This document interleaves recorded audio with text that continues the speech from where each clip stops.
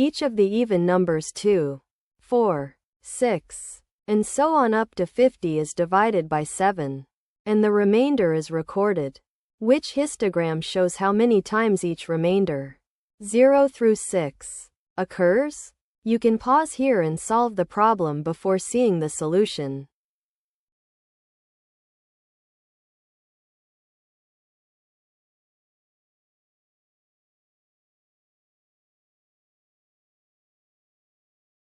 First, how many numbers are there?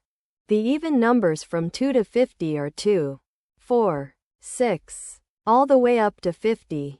That is 25 numbers in all. Now watch the remainders when we divide each even number by 7. 2 gives 2, 4 gives 4, 6 gives 6, 8 gives 1, 10 gives 3, 12 gives 5, and 14 gives 0. Then the pattern repeats. This cycle of 7 remainders comes back again and again.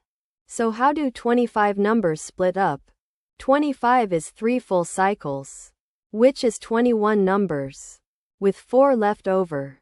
3 full cycles give every remainder 3 times. The 4 leftovers are the start of the cycle. Remainders 2, 4, 6, and 1. So each of those gets 1 extra.